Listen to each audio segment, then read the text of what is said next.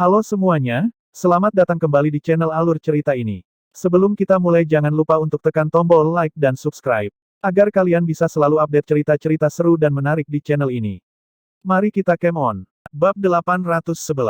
Tidak ada cahaya yang bisa memasuki gua taring naga, jadi sebagian besar gelap.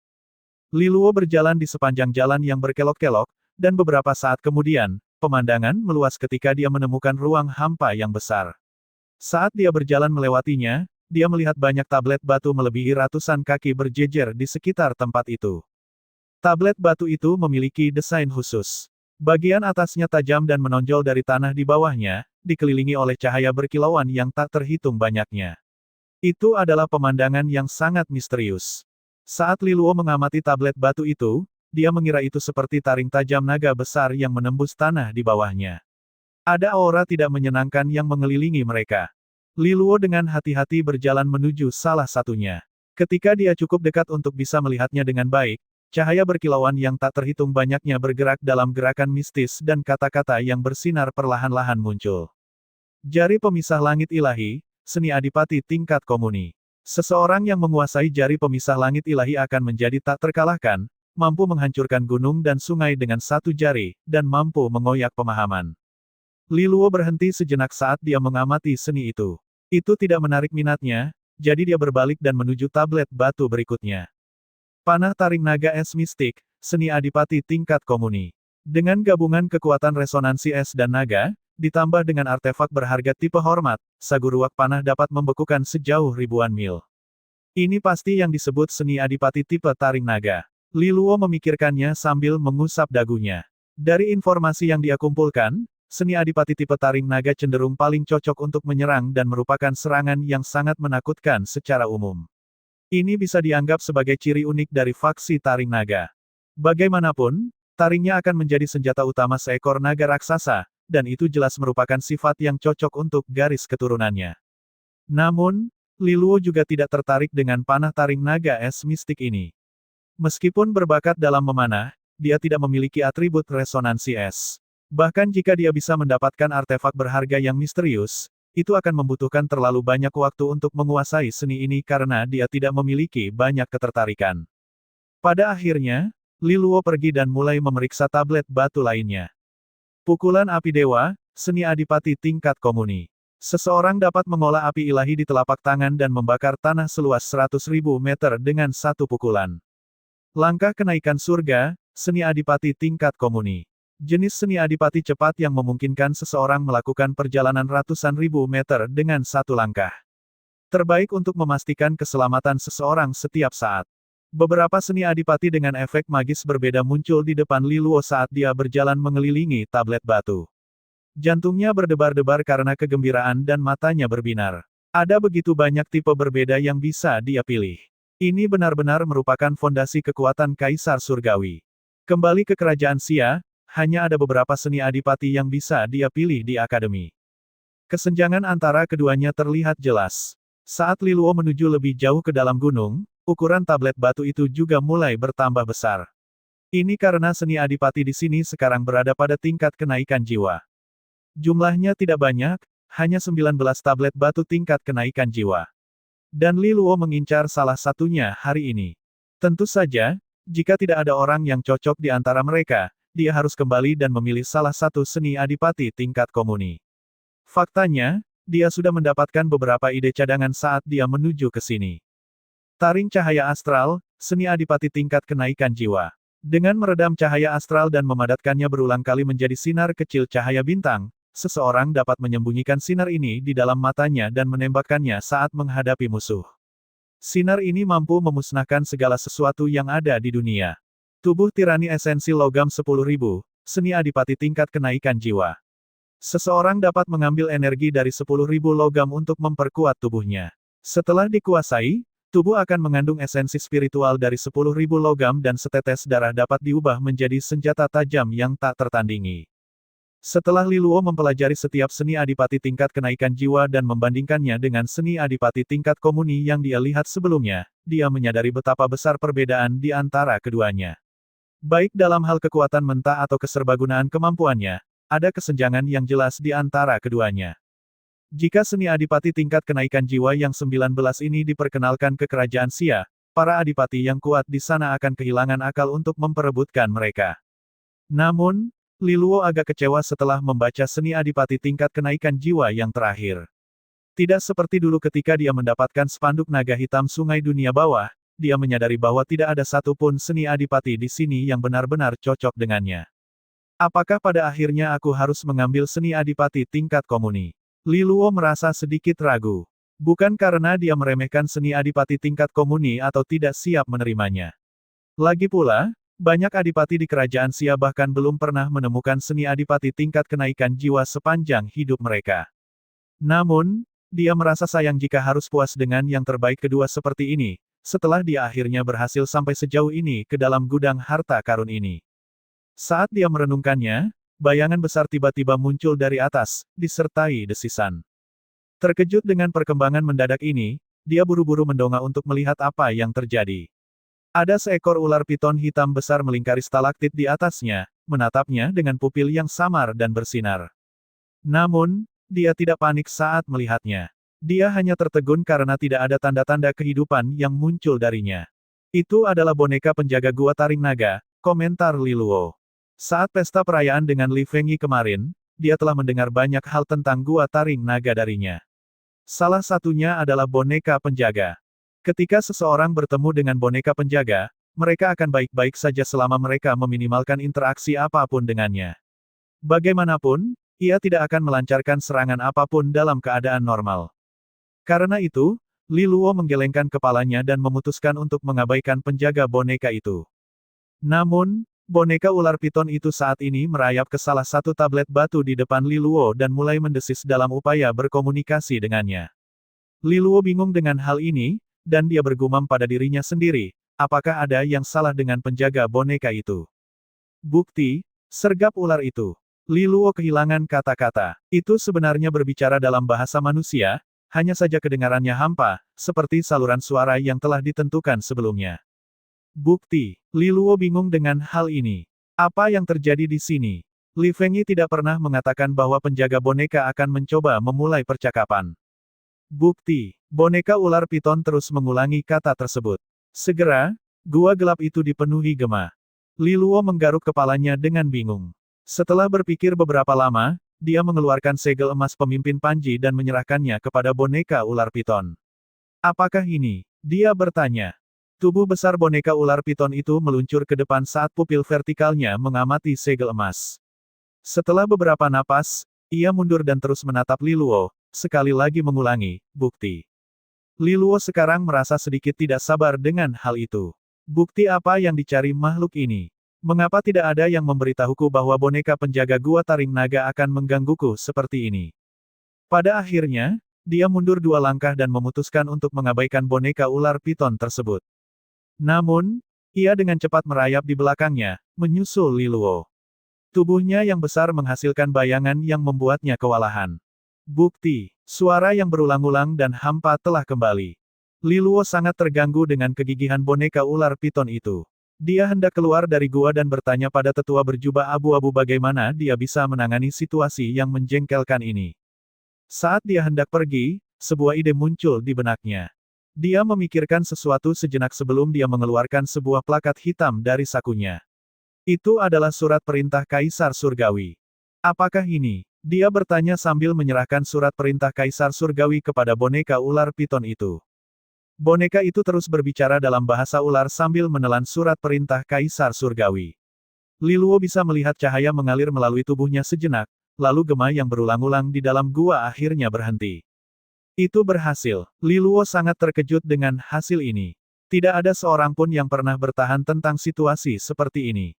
Mungkinkah hanya mereka yang memiliki surat perintah Kaisar Surgawi yang dapat memicu reaksi tidak biasa dari penjaga boneka? Tapi untuk apa? Sementara Li Luo memikirkan seluruh daftar pertanyaan di kepalanya, boneka ular piton itu membuka mulutnya sekali lagi dan memunculkan 2 benda di depannya. Benda pertama adalah surat perintah Kaisar Surgawi yang telah ditelannya sebelumnya. Li Luo mengambilnya dan kemudian melihat item kedua. Itu adalah taring naga berbintik-bintik yang panjangnya sekitar 1 inci, dikelilingi oleh cahaya berkilauan yang tak terhitung jumlahnya. Cahaya terus mengalir secara misterius sebelum kata-kata bersinar mulai muncul. Dia mengulurkan tangannya untuk meraih taring naga yang berbintik-bintik itu, tetapi begitu dia bersentuhan dengannya, dia merasakan gelombang besar mengalir informasi ke otaknya. Kata-kata menarik muncul di pikiran. Formasi pedang taring naga resonansi segudang. Saat Liluo mencerna informasi baru yang mengalir ke dalam pikirannya, dia sedikit terkejut. Apakah benda aneh ini adalah seni adipati? Tapi kelas berapa itu? Melihat bagaimana boneka ular piton itu terjadi begitu misterius bahkan meminta bukti, tentunya ini bukan sekadar barang biasa. Lagi pula, bahkan diperlukan surat perintah Kaisar Surgawi untuk mendapatkannya.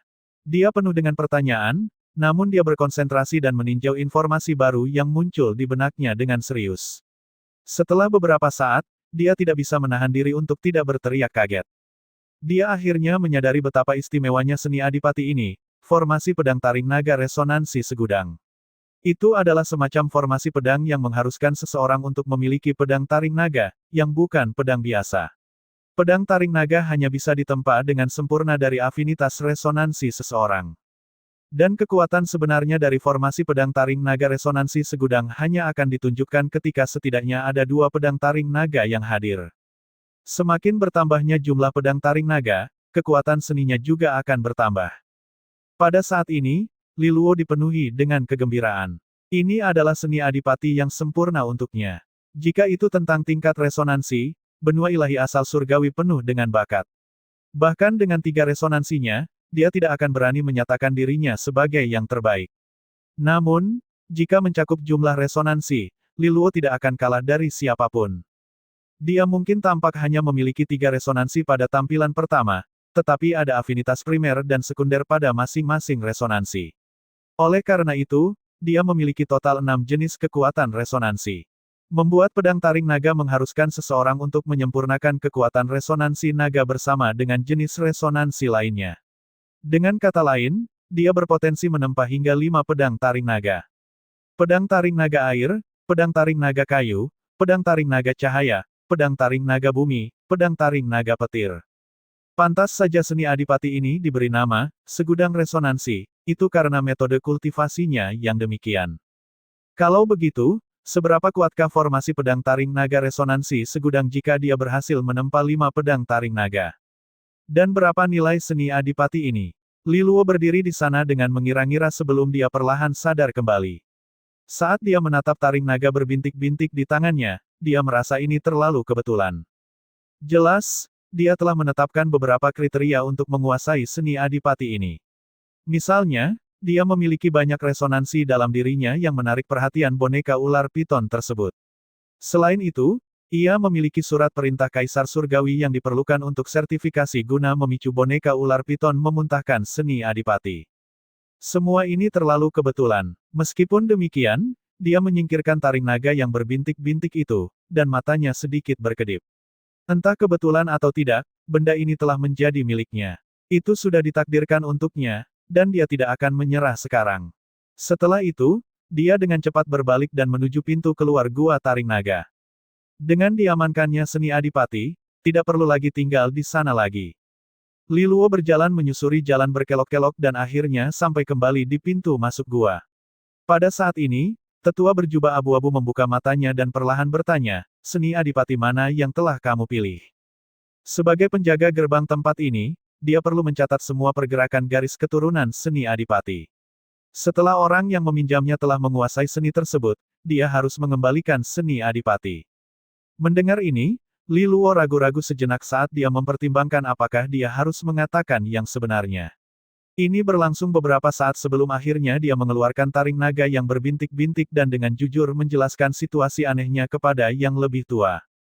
Jelas sekali, tetua yang ditempatkan di sini bukanlah anggota klan biasa, jadi tidak mudah menyembunyikan sesuatu darinya. Ketika Liluo mengeluarkan taring naga yang berbintik-bintik, mata mengantuk dari tetua berjubah abu-abu itu melebar. Dia mengamatinya dengan baik dan lama. Tetua, apakah kamu tahu tentang seni adipati ini? Liluo bertanya. Terbukti dari reaksi orang tua itu bahwa dia memahami sesuatu tentang hal itu. Sudut mulut tetua berjubah abu-abu itu bergerak sedikit ketika dia berkata, Li Jingze, kapan kamu mulai melanggar peraturan? Liluo terkejut dengan komentarnya. Namun, Sebuah suara tiba-tiba datang dari belakangnya sebelum dia bisa menjelaskan lebih lanjut. Itu bukan pelanggaran aturan kan?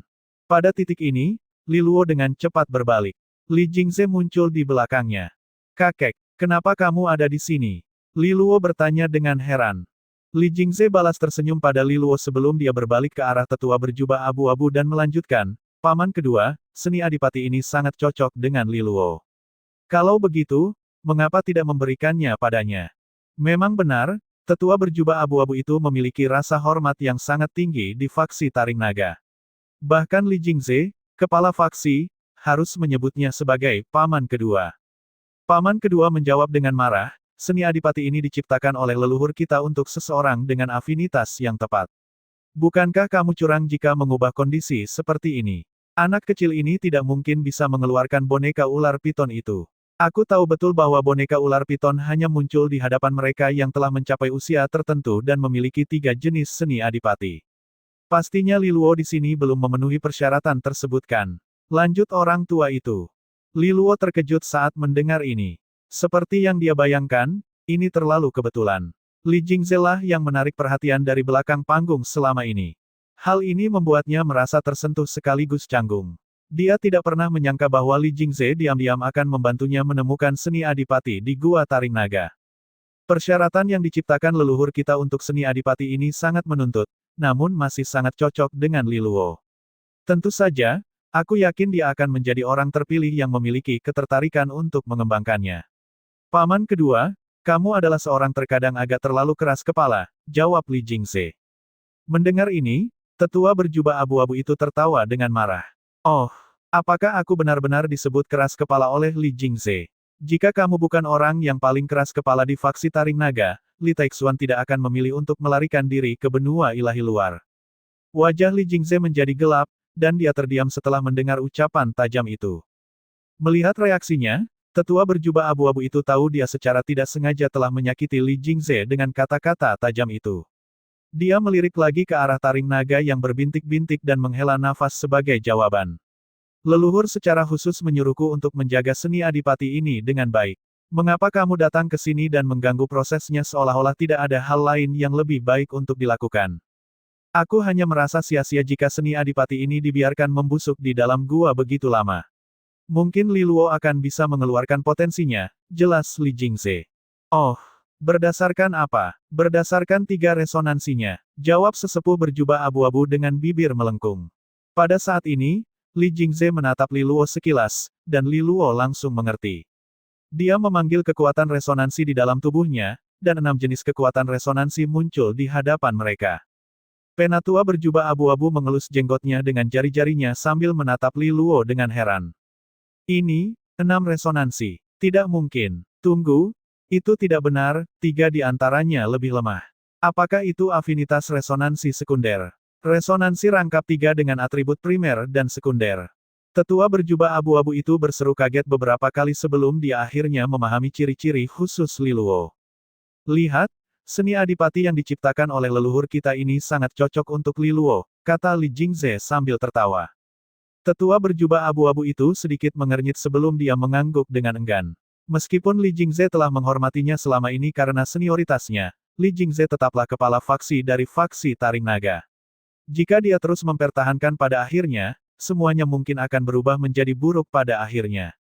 Lupakan saja, kamu adalah kepala faksi dari garis keturunan kita. Kamulah yang berhak memutuskan. Penatua jubah abu-abu itu mendesah dan kemudian duduk kembali. Terima kasih, Paman kedua, jawab Li Jingze sopan.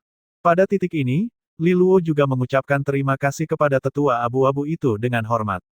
Li Luo, karena kamu memiliki afinitas yang tepat terhadap seni ini, kamu harus memanfaatkannya sebaik-baiknya. Leluhur menciptakan formasi pedang Taring Naga resonansi segudang karena dia ingin menciptakan seni adipati transenden untuk garis darah Kaisar Surgawi. Jadi dengan kata lain, seni ini memiliki potensi untuk menjadi transenden. Aku harap kamu tidak menyia-nyiakannya. Komentar sesepuh jubah abu-abu sebelum dia menutup matanya.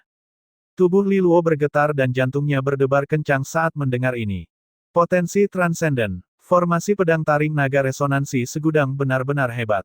Li Luo dan Li Jingze berjalan menuruni gunung, mengikuti jalan kecil yang diselimuti awan dan kabut. Kakek, Terima kasih atas bantuanmu dalam hal ini, kata Li Luo kepada Li Jingze.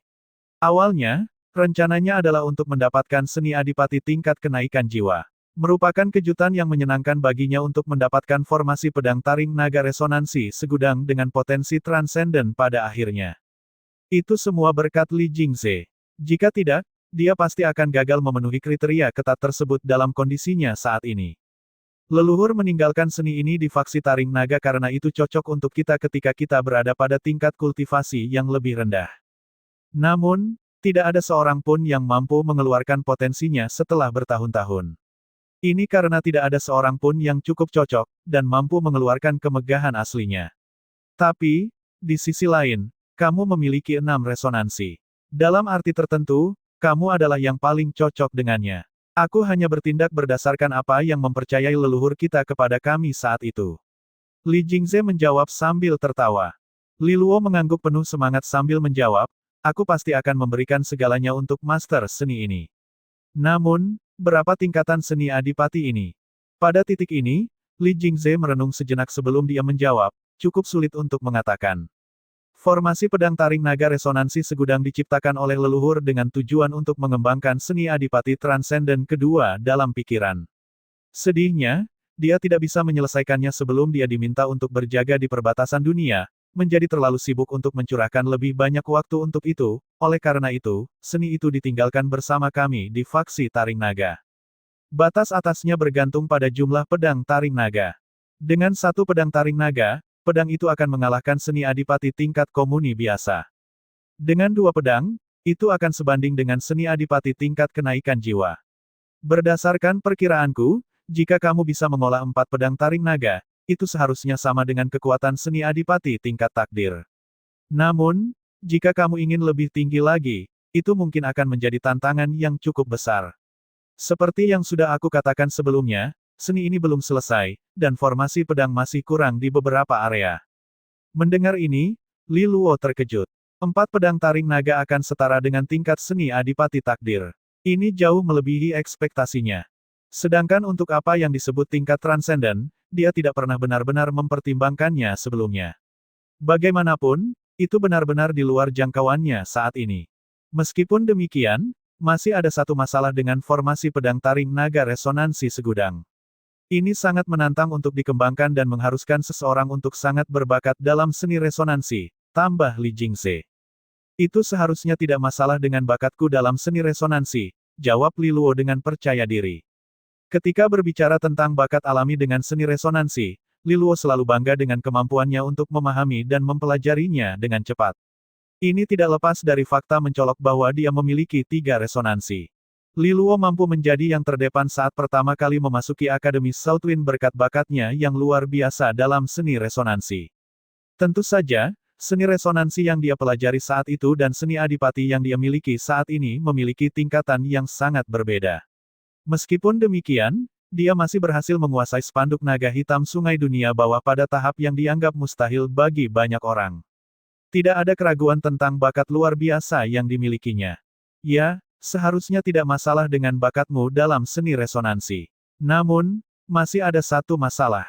Kamu akan membutuhkan bahan langka yang dikenal sebagai esensi taring naga untuk menempa pedang taring naga, jawab Li Jingze sambil tertawa. Esensi taring naga. Li Luo tercengang saat mendengar ini. Karena dia belum selesai mempelajari formasi pedang taring naga resonansi segudang, ini adalah sesuatu yang benar-benar baru baginya. Yang disebut esensi taring naga mengacu pada harta mistik yang berasal dari taring asli naga sejati. Barang ini sangat langka dan, akibatnya, juga sangat mahal, Li Jingze menjelaskan kepadanya. Seberapa mahal harganya? Li Luo bertanya dengan hati-hati saat jantungnya berdetak lebih cepat. Dalam istilah Sky Gold, jumlahnya sekitar 30 juta per tetes, jawab Li Jingze setelah memikirkannya. Li Luo hampir memuntahkan seteguk darah saat mendengar ini. Dia mengetahuinya, seni yang bagus seperti itu tidak mungkin mudah untuk dikembangkan. Dengan 30 juta Sky Gold per tetesan, bukankah dia memerlukan lebih dari 100 juta Sky Gold hanya untuk bahan ini saja jika dia ingin menempa 5 pedang taring naga? Dia tidak akan mampu membelinya bahkan jika dia menjual keluarga Luolan secara keseluruhan. Selain itu, dia berada jauh di benua ilahi asal surgawi sekarang, jadi dia tidak akan bisa menjual keluarga Luolan bahkan jika dia menginginkannya. Saat ini, total kekayaan bersihnya hanya beberapa juta Sky Gold saja. Li Luo sangat terganggu dengan hal ini. Meskipun dia menikmati 2 tunjangan bulanan di faksi Taring Naga saat ini, totalnya hanya bernilai beberapa juta. Gaji bulanannya lebih banyak untuk sumber daya daripada Sky Gold. Selain itu, dia membutuhkan sumber daya tersebut untuk kultivasinya. Tidak mungkin dia bisa menjualnya dengan imbalan Sky Gold sekarang. Dengan kata lain, bagaimana dia bisa mendapatkan 30 juta Sky Gold untuk setetes Taring Naga Essence? Li Luo tidak bisa menahan nafas dalam hatinya. Tentu saja, dia tidak akan terlalu berkulit tebal untuk meminta Sky Gold dalam jumlah besar kepada Li Jingze. Terlebih lagi, kakeknya telah melanggar beberapa aturan untuk membantunya mendapatkan formasi pedang taring naga resonansi segudang. Tidak mungkin dia bisa membuka mulut dan bertanya pada kakeknya lagi. Bagaimanapun, dia masih memiliki harga diri dalam dirinya. Saat Li Luo sedang berpikir keras, Li Jingze menimpali dari samping dan berkata, "Saat ini, kamu memegang plakat Master Aula Utama dari Panji Nether Hijau dan memiliki otoritas. Saat kamu membawa Panji Nether Hijau kembali sebagai pemimpin di antara 4 Panji dalam faksi Taring Naga, otoritas yang kamu miliki akan meningkat secara alami juga. Pada saat itu, mungkin kamu dapat menikmati beberapa keuntungan yang didapat sebagai Master Aula Utama." Li Luo terkejut dengan ini. Apakah ini berarti dia akan mempunyai kesempatan untuk menikmati keuntungan dari Master Aula Utama? Berapa besar gaji yang didapat Master Aula Utama? Li Luo bertanya dengan rasa ingin tahu. Tidak termasuk berbagai sumber daya, total gajinya harus sekitar 80 juta Sky Gold per tahun, jawab Li Jingze santai. Pada titik ini, Li Luo membeku di tengah jalan. 80 juta setahun, jadi Master Aula Utama mampu membeli beberapa House Luolan hanya dengan gaji 1 tahun. Sekarang Li Luo memikirkannya, itu memang masuk akal. Aula Nether Hijau menguasai 2 wilayah yang jauh lebih besar dan dihuni oleh populasi yang jauh lebih besar daripada kerajaan Xia. Kekuatan yang berperan lebih kompleks dan banyak. Oleh karena itu, tidak mengherankan sama sekali jika Master Aula Utama, pemimpin dengan otoritas tertinggi di sini, menikmati fasilitas seperti itu. Pada titik ini, jantung Li Luo mulai berdetak semakin cepat. Apakah ini berarti dia akan bisa menikmati keuntungan luar biasa setelah dia mendapatkan lebih banyak otoritas dengan mendapatkan beberapa hak dari Master Aula Utama di Panji Nether Hijau? Bahkan jika itu hanya sebagian, itu sudah cukup baginya untuk mengolah formasi pedang taring naga resonansi segudang kan. Kakek, ini tidak melanggar aturan kan? Li Luo bertanya. Ayahmu awalnya adalah Master Aula Utama Panji Nether Hijau. Meskipun dia telah pergi selama bertahun-tahun, dia belum dicopot dari jabatannya. Oleh karena itu, sangat masuk akal jika kamu mewarisi posisi ayahmu, selama kamu punya kredibilitas yang cukup untuk ditunjukkan, Li Jingze menjawab pertanyaannya dengan serius. Jika kamu menjadi kepala di antara 4 panji faksi Taring Naga, kamu bisa mendapatkan sebagian wewenang yang berhubungan dengan Master Aula Utama. Jika kamu bisa menjadi kepala naga di 5 faksi naga surgawi, kamu bisa menjadi Master Aula Utama yang sah dari Panji Nether Hijau meskipun kekuatanmu belum ada. Kalau begitu, kamu akan diberi otoritas penuh atas Panji Nether Hijau. Meskipun kamu adalah Master Aula Utama terlemah dalam sejarah, itu seharusnya tidak menjadi masalah. Setelah itu semuanya, kamu tidak hanya melindungi ayahmu. Jika ada yang ingin menantangmu, mereka harus menunggu ayahmu kembali dan menantangnya sebagai gantinya. Li Jingze menjelaskan lebih lanjut, melemparkan kesalahan pada putranya yang bandel. Pada titik ini, Li Luo hanya berkedip karena terkejut. Apakah ini diperbolehkan? Kalau begitu izinkan aku menjadikan Panji Nether Hijau sebagai kepala di antara 4 panji faksi Taring Naga terlebih dahulu, jawab Li Luo. Dia mengerti bahwa ini adalah kesempatan yang diberikan oleh kakeknya. Dengan kepribadian Li Jingze, ini adalah upaya maksimal yang bisa dia lakukan untuk membantu. Jika dia lebih lugas dalam pendekatannya, itu pasti keterlaluan. Lebih jauh lagi, ini menunjukkan seberapa besar kepercayaannya pada kemampuan Li Luo. Li Jingze mengangguk sambil terus berjalan di depan. Perayaan ulang tahun kepala faksi dari faksi Darah Naga tinggal 5 hari lagi. Apakah kamu siap? Dia bertanya. Mendengar ini, Li Luo mengangguk sambil tersenyum. Qin Lian dari garis keturunan Kaisar Surgawi King juga akan datang, faksi Darah Naga mengundangnya, dan kudengar dia akan membawa serta murid dan putri kesayangannya, tambah Li Jingze. Li Luo memejamkan matanya sedikit ketika mendengar hal ini. Dengan segala permusuhan antara ayahnya dan dia bertanya-tanya apakah akan ada masalah. Kamu tidak perlu khawatir tentang Qin Lian. Dia tidak akan terlalu lancang dan berani menimbulkan masalah selama perayaan ulang tahun. Namun, kamu harus berhati-hati terhadap putrinya, Qin Yi. Putrinya itu terkenal di benua ilahi asal surgawi, dan banyak anak muda yang jatuh cinta padanya, kata Li Jingze. Banyak wanita bangsawan yang jatuh cinta pada ketampananku di kerajaan Xia. Aku tidak akan kalah darinya dalam hal itu, jawab Li Luo tanpa malu-malu. Li Jingze tidak bisa menahan tawa mendengar tanggapannya. Jika kamu benar-benar bisa membuat Qin Yi jatuh cinta padamu, menurutku Qin Lian akan marah. Itu pasti akan menjadi balas dendam yang baik untuk orang tuamu, katanya. Itu tidak terlalu baik. Lagi pula, aku sudah punya tunangan, kata Li Luo malu-malu. Tunangan, apakah hal absurd lainnya yang disuruh orang tuamu untuk kamu lakukan? Tidak ada yang lain selain orang-orang biasa-biasa saja di benua ilahi luar. Dengan bakatmu, kamu pasti akan menemukan seseorang yang lebih baik di masa depan. Kadang-kadang, ada yang baik untuk membuat terobosan baru, dengan masa lalu, kata Li Jingze tidak setuju. Li Luo tersenyum pahit saat mendengarnya, mana mungkin Jiang Qinghe biasa-biasa saja. Maaf, kakek, tapi aku, cucumu, bahkan tidak berani mencicit di hadapannya meskipun aku memiliki 3 resonansi. Tentu saja, Li Luo tidak memperdebatkan hal ini lebih jauh. Ketika Li Jingze bertemu Jiang Qinghe, dia secara alami akan melupakan semua kata-kata yang dia ucapkan hari ini. Pada akhirnya, Li Luo mengucapkan selamat tinggal pada Li Jingze di kaki gunung. Dengan cepat, lelaki tua itu menghilang tanpa jejak. Yang dia tinggalkan hanyalah kata-kata agar Li Luo melakukan yang terbaik di perayaan ulang tahun mendatang. Di dalam ruang kultivasi di kediaman Li Luo duduk bersila. Di depannya ada taring naga berbintik-bintik yang memancarkan cahaya lemah namun mistis. Dia menyebarkan kekuatan resonansinya ke taring naga, dan seruan pedang yang terdengar di telinga sepanjang waktu.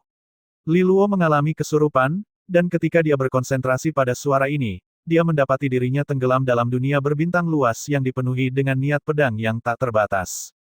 Seolah-olah kekacauan utama baru saja terpecah di galaksi yang diciptakan oleh niat pedang, yang mengarah pada asal-usulnya. Pemandangannya sangat luas dan megah, dan saat galaksi berputar, bahkan bintang-bintang yang jatuh ke dalam aliran pedang pun lenyap menjadi ketiadaan. Kehadiran Li Luo seperti setitik debu di dunia besar ini, dan hanya sehelai pedang yang melewatinya dapat melenyapkannya dari keberadaan. Meskipun Li Luo terkejut dengan keagungan pemandangan ini, hatinya tetap tenang. Dia sudah merasakan kekuatan menindas dari pedang ini berkali-kali selama beberapa hari terakhir. Sejak dia mendapatkan formasi pedang taring naga resonansi segudang, dia telah menggali jauh ke dalam dengan seluruh energinya. Seni adipati ini memiliki tingkatan yang sangat tinggi, dan kesulitan untuk mempelajarinya beberapa kali lebih besar daripada panji naga hitam di sungai dunia bawah. Cara mengembangkan seni ini adalah dengan membiarkan pikiran seseorang membenamkan dirinya ke dalam galaksi niat pedang dan memahami terornya. Begitu seseorang mencapai pencerahan, mereka akan membentuk untaian pedang yang dapat dikombinasikan dengan afinitas resonansinya dan berhasil menyempurnakan pedang taring naga. Ini memerlukan bakat tertentu dalam seni resonansi. Jika seseorang tidak memiliki cukup bakat, mustahil untuk memahami seutas niat pedang. Jika seseorang memaksakan sesuatu, mereka mungkin menerima serangan balik dan terluka. Hal yang baik adalah Li Luo selalu berbakat dalam aspek ini. Usahanya selama beberapa hari sebelumnya telah mengakibatkan dia menerima beberapa cedera. Namun, dia terus berusaha untuk mendapatkan pencerahan, dan dia secara bertahap membangun perlawanan terhadap teror mutlak dari niat pedang dan tidak lagi merasa takut terhadapnya. Langkah selanjutnya adalah secara bertahap menemukan peluang yang sesuai untuk membawa segala sesuatunya ke tingkat berikutnya. Dia tidak terburu-buru, karena dia belum berhasil mendapatkan esensi taring naga. Dengan demikian, dia tidak akan bisa benar-benar menyempurnakan pedang taring naga bahkan setelah mendapatkan seutas niat pedang. Saat Li Luo memikirkan hal ini, ekspresi berubah. Dia samar-samar bisa merasakan bahwa niat pedang yang mengerikan itu sepertinya telah mengeluarkan semacam teriakan yang menyebabkan niat pedang itu membanjiri setiap celah dan lokasi di dunia. Kondisi mentalnya juga terkena hal ini, dan dia merasakan pikirannya sedikit hancur karena rasa sakit yang luar biasa. Namun, dia tetap teguh, memilih untuk tidak menyerah begitu saja. Setelah menahan untuk waktu yang tidak diketahui, pikirannya akhirnya melemah dan dikalahkan. Li Luo membuka matanya dengan kulit pucat. Nafasnya tersengal-sengal dan rasanya seolah-olah seluruh tubuhnya telah terluka dalam tingkat yang berbeda-beda. Keringat dingin di keningnya berbintik-bintik dan menetes perlahan. Saat dia menyeka keringatnya, pupil matanya menahan rasa takut yang masih ada. Niat pedangnya terlalu mengerikan. Terlepas dari kenyataan bahwa dia telah diterpa dengan niat pedang yang tak ada habisnya dalam beberapa hari terakhir, ledakan tiba-tiba ini masih sulit untuk ditahan. Seperti yang diharapkan dari seni adipati tingkat transenden. Li Luo menghela nafas. Galaksi niat pedang secara signifikan lebih sulit untuk dikembangkan daripada panji naga hitam di sungai dunia bawah. Setelah itu, dia berdiri. Pada saat ini, dia sepertinya menyadari sesuatu segera setelah dia memeriksa tubuhnya dengan pikirannya. Sepertinya ada jejak energi misterius di dalamnya. Energi ini bahkan mengeluarkan getaran familiar. Apakah itu jejak dari niat pedang? Namun, ini jauh lebih lemah jika dibandingkan dengan banyaknya niat pedang yang dia hadapi sebelumnya. Meski begitu, Li Luo dipenuhi dengan kegembiraan yang tak terkendali. Ini berarti dia akhirnya berhasil mendapatkan untaian niat pedang pertamanya dan pada akhirnya dia bisa menyempurnakan pedang taring naga pertamanya. Dia memulai dengan baik. Li Luo terus memikirkan untaian niat pedang. Meski sedikit, namun memancarkan udara dingin yang membuatnya merasa sedikit takut.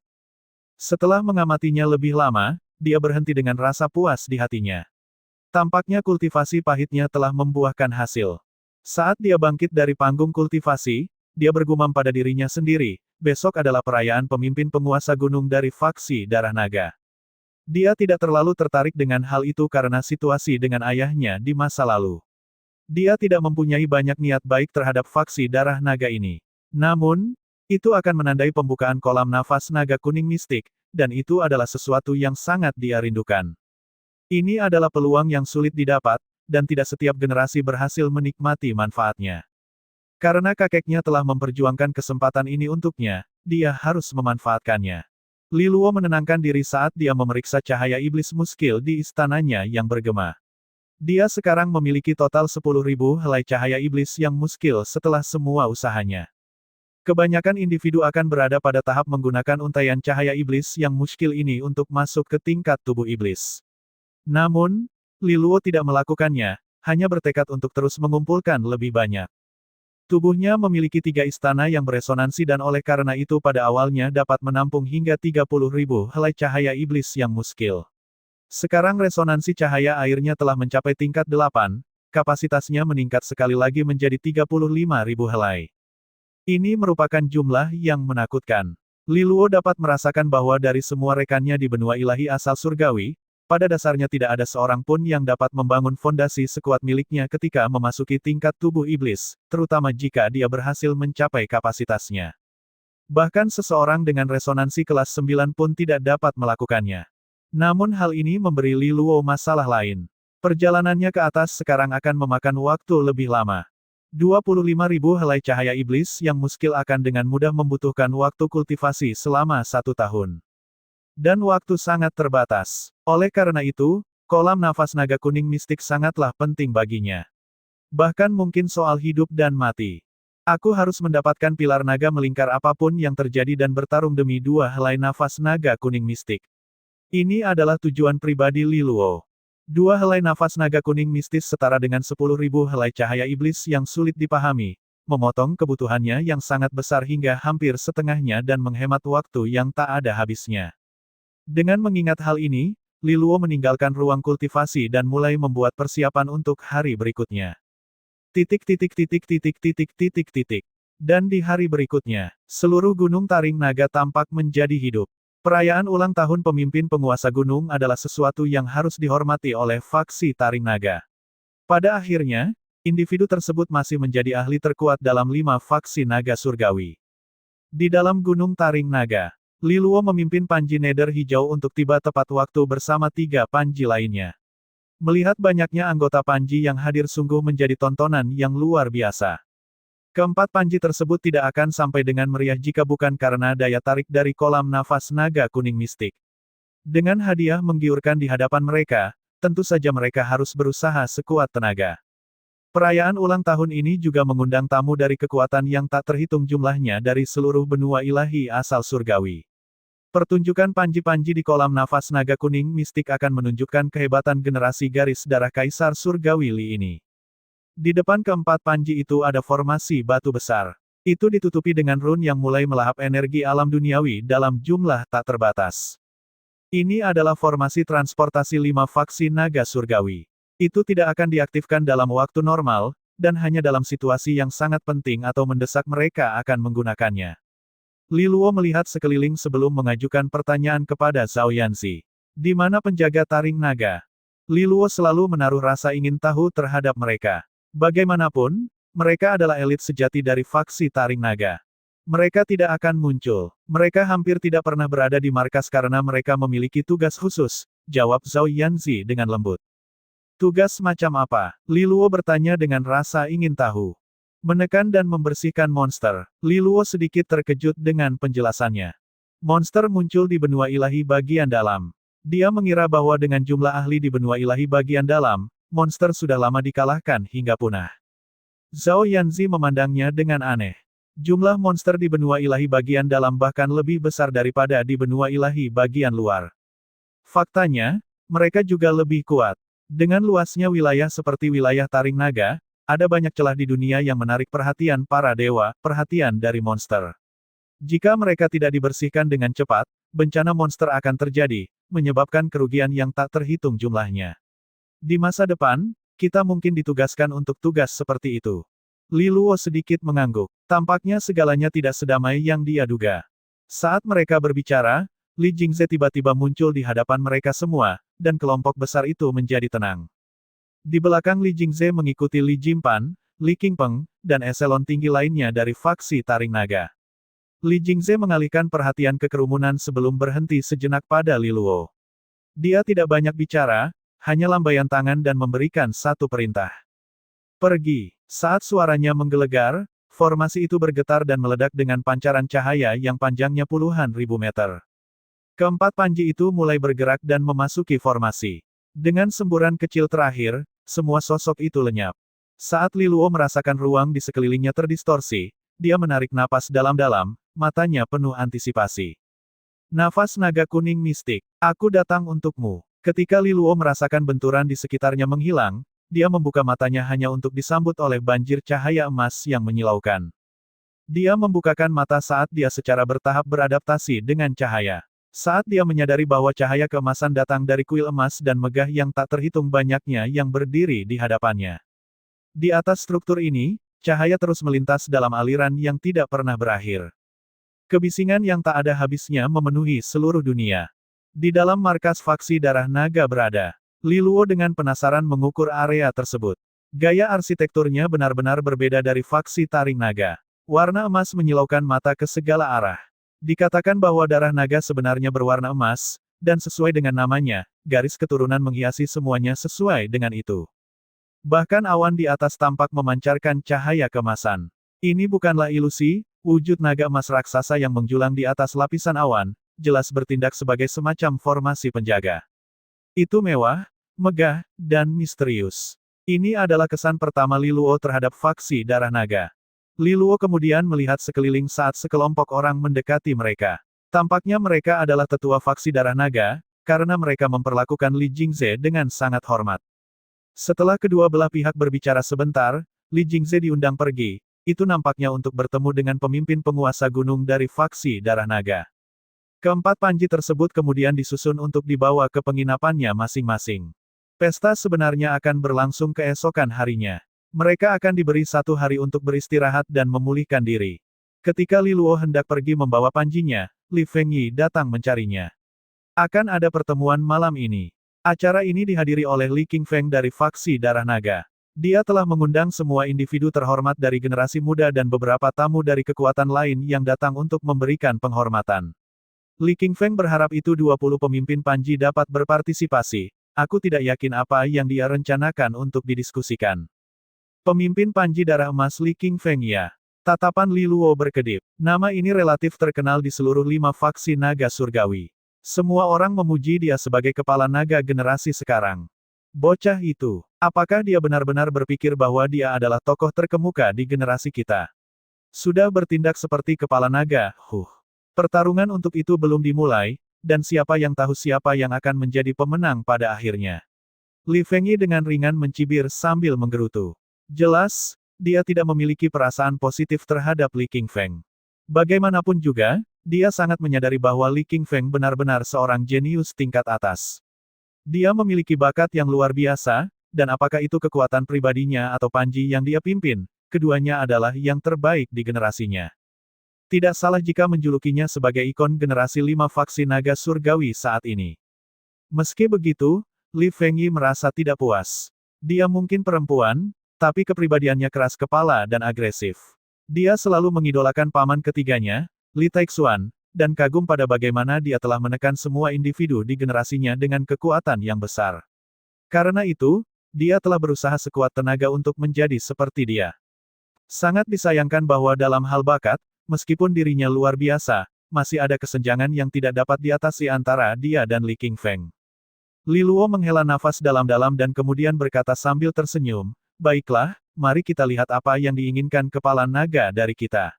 Apapun yang terjadi, dia bebas saat ini, dan alangkah baiknya jika dia melihat Li Qingfeng. Kemungkinan besar mereka berdua akan bertemu satu sama lain di kolam nafas naga kuning mistis." Li Fengyi kemudian memimpin. Karena Li Qingfeng dengan baik hati mengundang mereka, dia harus memberinya sedikit perhatian. "Kalau begitu, ayo pergi." Dia melirik matahari terbenam saat dia berbicara. Li Luo mengangguk, dan keduanya pergi mencari Li Jingtao. Orang itu sebenarnya mencoba melarikan diri, tetapi ketika dia bersentuhan dengan tatapan tajam Li Fengyi, dia dengan enggan harus mengikutinya. Ketiganya kemudian dipimpin oleh seorang wanita pelayan dari faksi darah naga, tiba di sebuah istana emas terang yang terletak di tengah danau 1 jam kemudian. Matahari sudah terbenam dan langit sudah gelap. Namun, istana emas bersinar terang, menerangi permukaan danau. Istana ramai dengan aktivitas, dan banyak sekali tamu yang terus-menerus dipandu ke area tersebut oleh para pelayan. Ketika ketiganya tiba, mereka menarik perhatian beberapa orang. Kebanyakan dari mereka adalah wanita muda yang memandang Li Luo dengan sedikit ketertarikan dan rasa ingin tahu. Mereka tidak mengenalinya, tetapi mereka merasa bahwa pemuda dengan tubuh ramping dan rambut putih keabu-abuan ini tampak menonjol dengan suasana unik tertentu dalam cahaya lentera. "Adik, kamu benar-benar luar biasa. Jika kamu mau, kamu dapat dengan mudah menjalani malam yang penuh petualangan asmara," canda Li Fengyi. Li Luo tersenyum tak berdaya sebelum menolaknya. "Itu tidak mungkin. Aku sudah bertunangan, dan aku harus menjaga kesucianku demi orang terpilih." "Kamu benar-benar bertunangan. Apakah paman ketiga mengatur hal ini di benua ilahi luar?" Li Jingtao bertanya dengan heran sebelum mengusap dagunya dan berbicara dengan nada bijak. "Itu bukan hal yang baik. Sekarang kamu berada di benua ilahi bagian dalam dan dia telah ditinggalkan, jarak di antara kalian berdua hanya akan semakin lebar. Ini pasti akan menyebabkan semacam keterasingan di antara kalian berdua." Petik 2. Li Fengyi juga memasang ekspresi tidak puas di wajahnya. "Ya, itu tidak pantas. Kalian harus segera mundur dari pertunangan itu. Kalau tidak, membiarkan hal-hal berlarut-larut tidak akan bermanfaat bagi kalian berdua." Li Luo menghela nafas cemas. Dia tiba-tiba teringat bahwa ketika Jiang Qinghe pergi, mereka benar-benar membatalkan pertunangan mereka. Sebenarnya, ini adalah perbuatannya sendiri. Dari sudut pandang itu, keduanya tidak lagi bertunangan. Li Luo mengusap wajahnya, merasakan keinginan untuk menamparkan dirinya sendiri. "Li Luo? Oh, Li Luo. Tidak perlu melanjutkan akting. Sekarang setelah dia akhirnya mendapatkan apa yang diinginkannya dan membatalkan pernikahannya, mungkin dia akan menghabiskan sisa hidupnya untuk mencarinya." Namun, dia meredam semua emosi tersebut. Dia memahami Jiang Qinghe dengan sangat baik.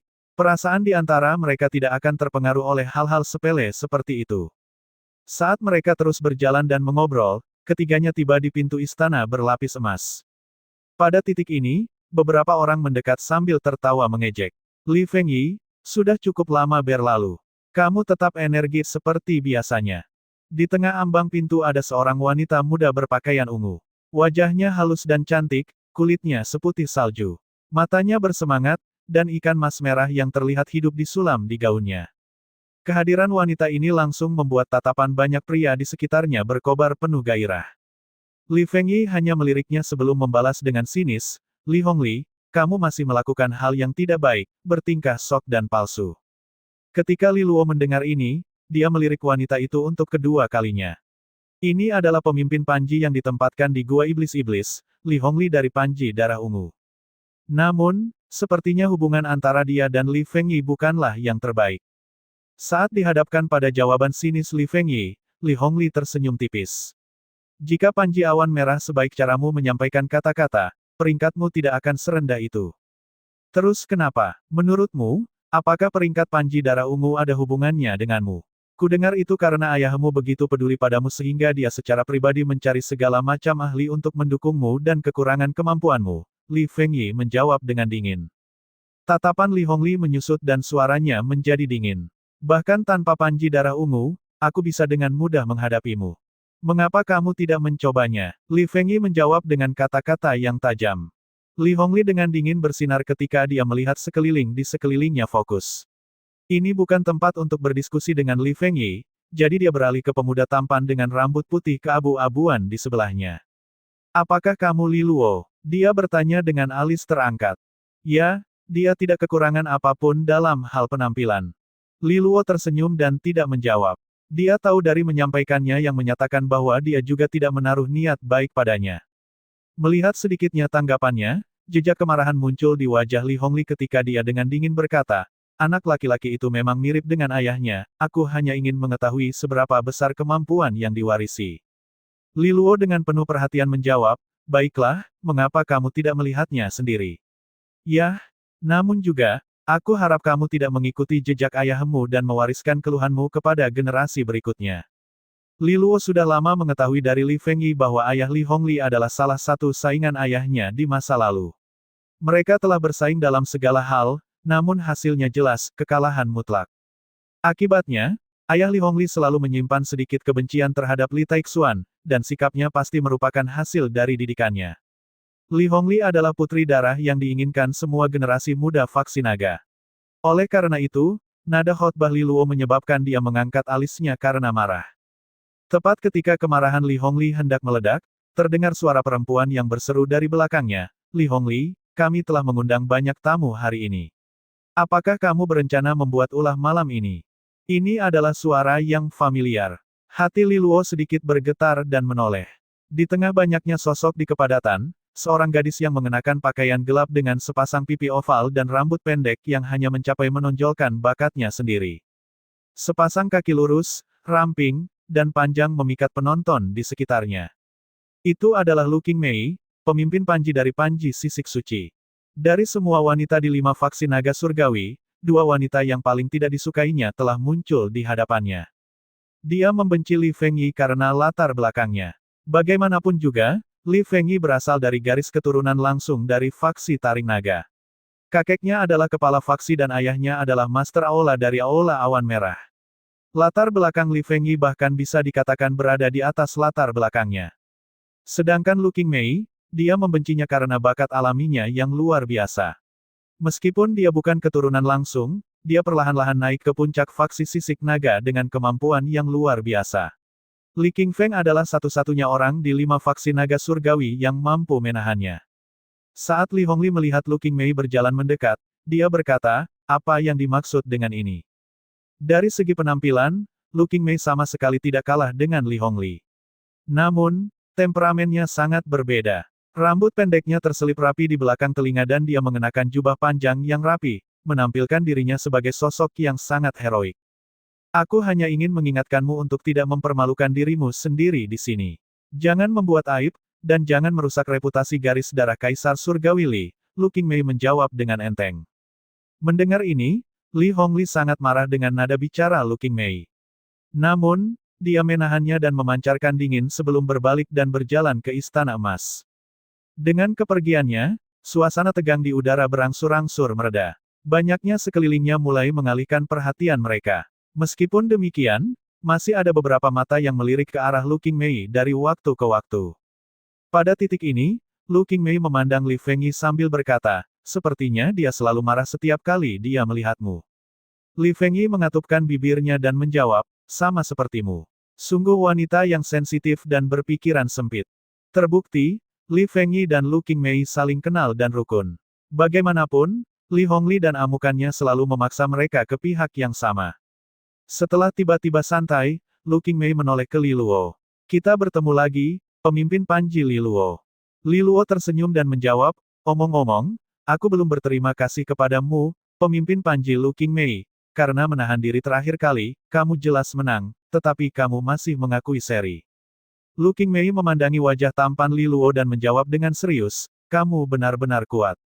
Meskipun kamu hanya berada di tingkat istana iblis besar, kamu telah membawa Panji Nether Hijau ke tempat sekarang ini. Jika kamu berada di tingkat tubuh iblis, mungkin Panji Nether Hijau akan masuk ke peringkat 5 besar. Kalau begitu, aku menantikan pertarungan denganmu, di mana kita berdua tidak perlu menahan diri. Pada saat ini, matanya dipenuhi dengan hasrat untuk berperang. Meskipun dia muncul sebagai pemenang ketika kedua Panji itu bentrok, dia jelas merasakan potensinya dan ancaman yang dia tunjukkan. Hal ini tidak membuatnya merasa tidak nyaman. Sebaliknya, dia menantikan tantangan ini. Ketika dia merasakan hasrat membara Lu Qingmei untuk bertempur, Li Luo tertawa. Wanita di depannya benar-benar berbeda dari Li Hongli. Yang terakhir adalah seorang putri manja, sedangkan yang pertama memiliki kepribadian yang suka perang yang akan membuat malu bahkan para pria. Kamu menganggapku terlalu tinggi, pemimpin Panji Lu Qingmei, aku baru saja memanfaatkan kekuatan harmoni Panji Nether Hijau untuk menarik kami sedikit lebih dekat. Tanpa Panji Nether Hijau, aku khawatir aku bahkan tidak akan mampu menerima beberapa pukulan darimu, jawab Li Luo sambil tersenyum. Ini sama sekali tidak bohong. Saat ini, Li Luo berada di tingkat istana iblis besar, sementara Lu Qingmei sudah berada di tingkatan penyelesaian iblis. Ada kesenjangan besar di antara mereka yang menyempit karena menggenggam kekuatan harmoni. Jika mereka berhadapan satu lawan satu, jaraknya akan sangat lebar. Berdasarkan perkiraannya sendiri, Li Luo harus menyelesaikan pengumpulan semua lampu iblisnya yang muskil dan memasuki yahap tubuh iblis sebelum dia bisa bertahan melawan talenta terbaik seperti Deng Fengxian dan Lu Qingmei.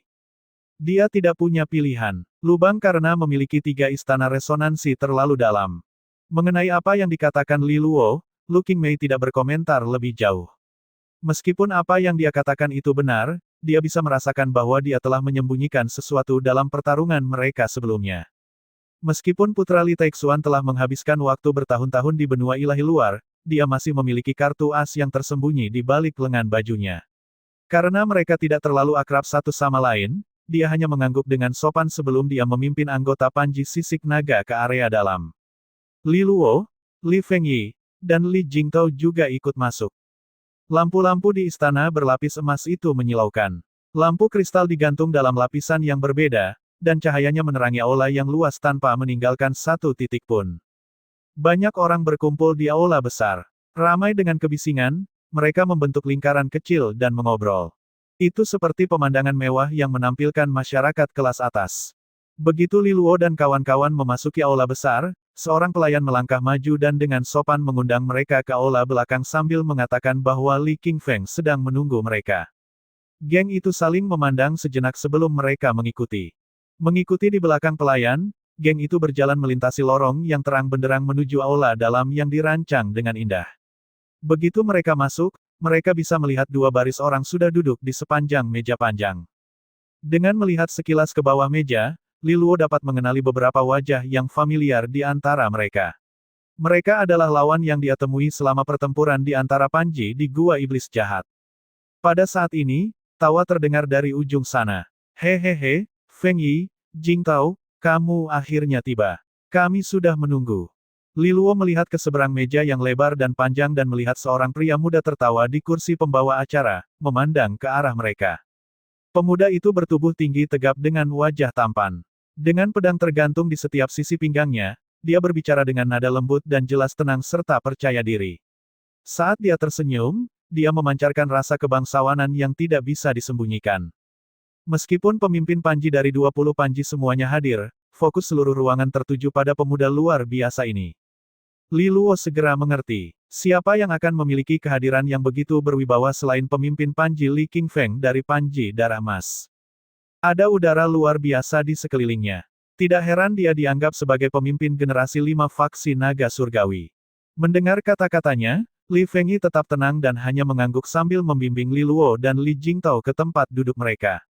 Pada saat ini, Li Qingfeng menoleh ke arah Li Luo dan berkata sambil tersenyum, kamu pasti pemimpin Panji Liluo dari Panji Nether Hijau kan?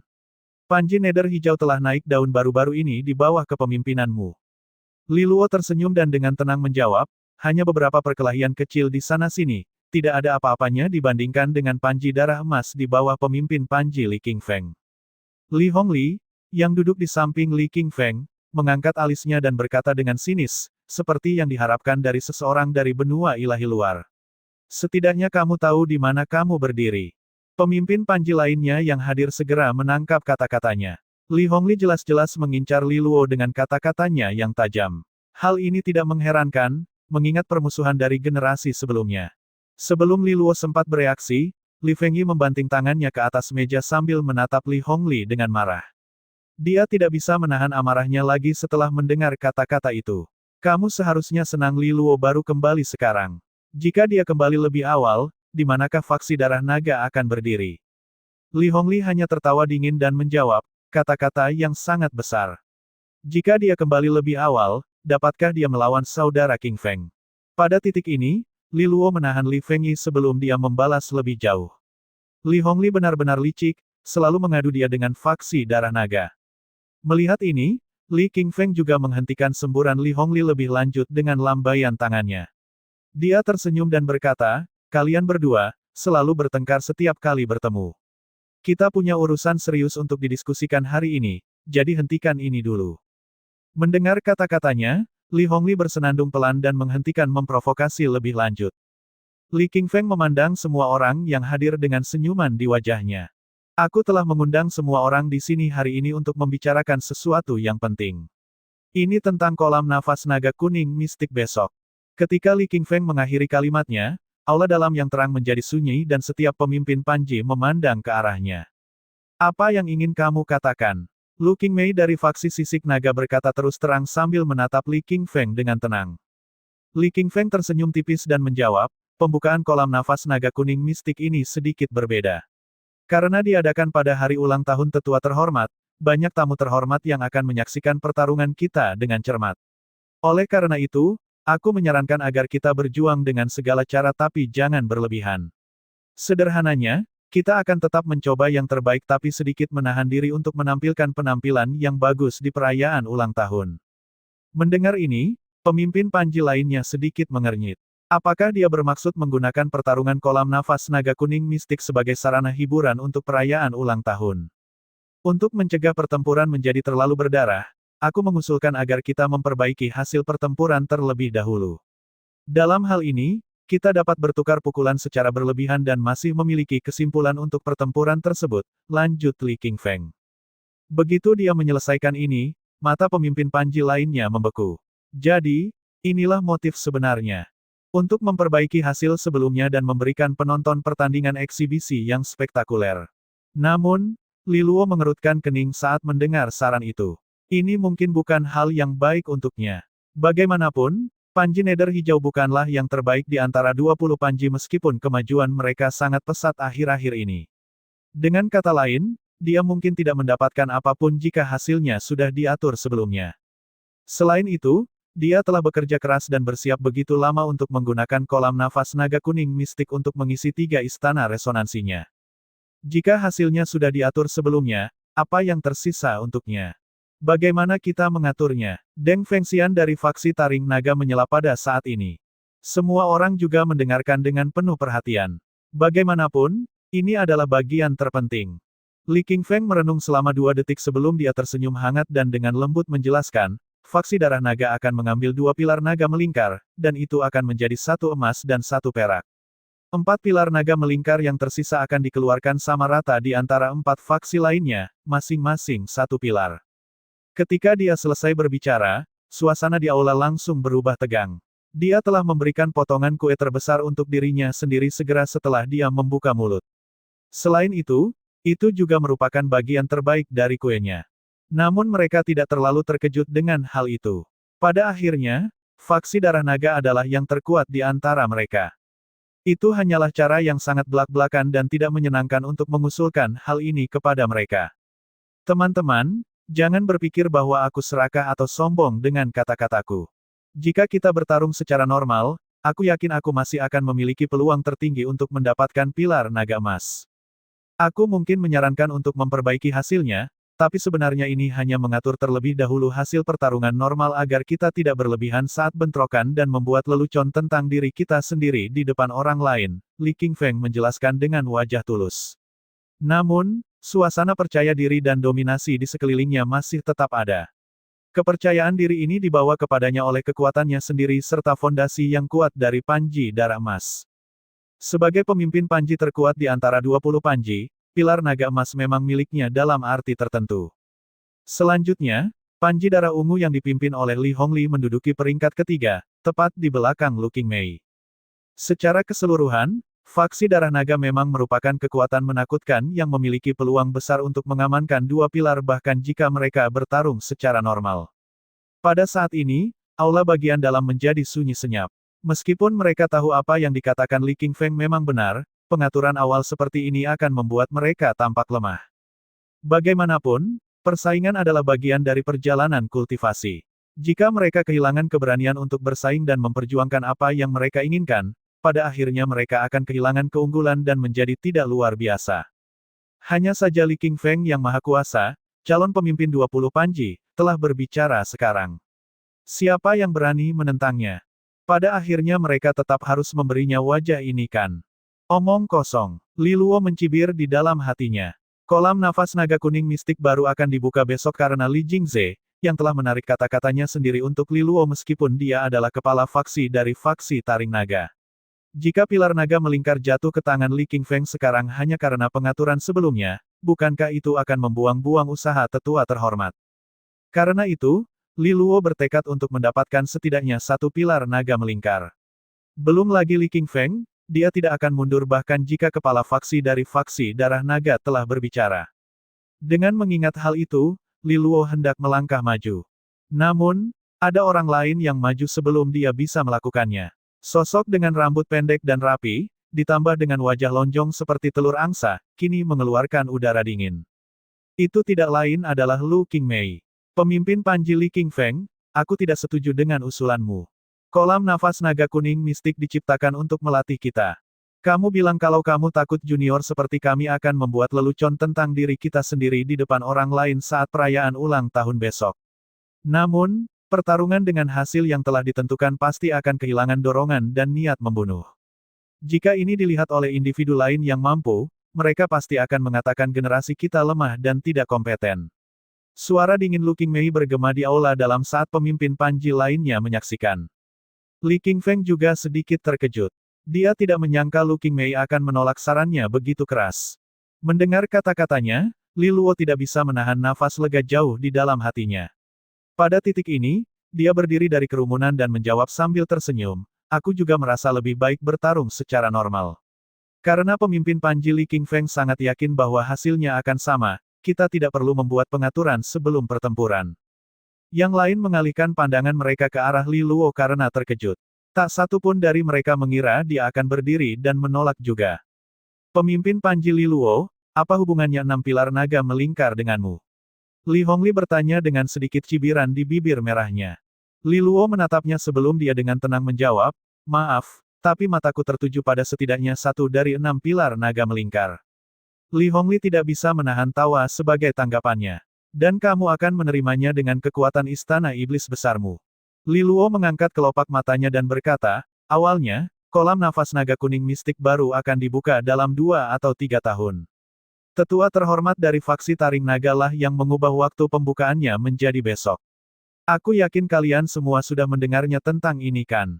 Artinya, Penatua yang terhormat ingin aku bersaing untuk itu. Karena dia telah memerintahkannya, aku, cucunya, harus berusaha sekuat tenaga. Dan aku benar-benar harus mendapatkan pilar naga melingkar. Mendengar perkataannya, banyak reaksi aneh di wajah para pemimpin Panji lainnya. Pada awalnya, mereka juga terkejut dengan pembukaan tiba-tiba dari kolam nafas naga kuning mistik. Mereka telah mendengar rumor bahwa hal itu terjadi karena adanya perubahan keputusan dari kepala faksi dari faksi Taring Naga. Ternyata, perubahan keputusan itu semua karena Li Luo. Dengan kata lain, kesempatan langka ini diberikan kepada mereka berkat Li Luo. Di bawah cahaya terang, wajah halus dan cantik Li Hongli berubah sedikit keruh. Kepala faksi dari faksi Taring Naga sangat baik kepada Liluo. Terlepas dari statusnya, dia bahkan akan mengubah keputusannya hanya demi Liluo. Di sisi lain, Li Qingfeng tetap tenang. Dia sudah mengetahui rahasia ini sejak lama karena latar belakangnya. Namun dia memiliki beberapa emosi aneh yang bergejolak di dalam hatinya. Meskipun Liluo dan dia berasal dari garis keturunan langsung, status mereka di mata kepala faksi masing-masing jelas berbeda. Kepedulian dan perhatian yang ditunjukkan oleh kepala faksi dari faksi Taring Naga kepada Liluo jauh melebihi apa yang dirasakan kepala faksi Darah Naga terhadap Li Qingfeng. Memang benar bahwa kami mendapatkan kesempatan berharga ini berkatmu, pemimpin Panji Liluo.